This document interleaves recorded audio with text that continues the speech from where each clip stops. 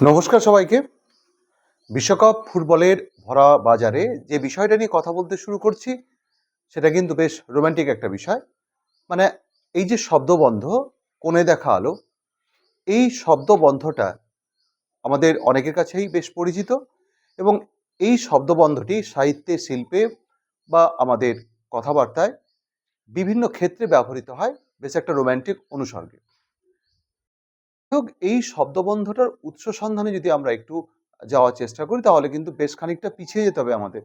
অন্ততপক্ষে ততটাই পিছিয়ে যেতে হবে এবং সেই সময়ে পৌঁছাতে হবে যে সময়টাতে আমরা দেখতে পাই যে গ্রাম বাংলায় বিশেষ করে প্রসাধনের ব্যবহার এত বেশি ছিল না। প্রসাধনী সামগ্রী তখনও এত ব্যাপকভাবে আমাদের জীবনে ঢুকে পড়েনি এবং সেই সময়ে যখন কোনো পাত্রীকে বা কনেকে পাত্রপক্ষের সামনে উপস্থাপিত করা হতো তখন কিন্তু এই সময়টাকে বেছে নেওয়া হতো। মানে এই সময়টা বলতে আমি সেই সময়টাই বোঝাতে চাইছি, যেটা কিন্তু সূর্যাস্তের আগে যখন একটা বেশ সোনালি আলো থাকে আমাদের প্রকৃতির বুকে এবং সেই সোনালি আলোর আভা সবকিছুকে বেশ সুন্দর করে তোলে। মানে যতটা যা সুন্দর তার সৌন্দর্যের মাত্রাটা একটু বাড়িয়ে তোলে। লালিমা এবং একটা লালিত্য ছড়িয়ে দেয়।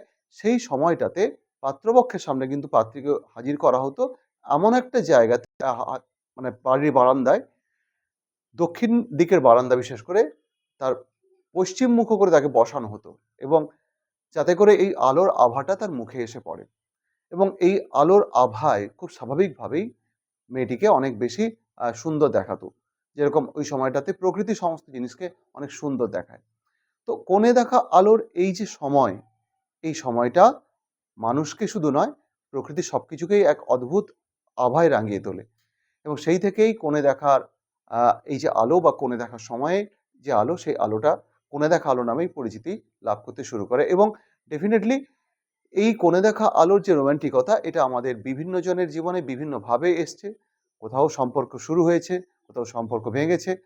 আমাদের বিভিন্ন জনকে বিভিন্নভাবে স্মরণীয় করে রেখে গেছে। তো যাই হোক না কেন প্রত্যেকের জীবনে এই কোণে দেখা আলোর স্মৃতি মধুর হয়ে থাকুক। সবাই ভালো থাকুন। দেখা হবে, কথা হবে পরের পর্বে। সবাই ভালো থাকবেন। নমস্কার।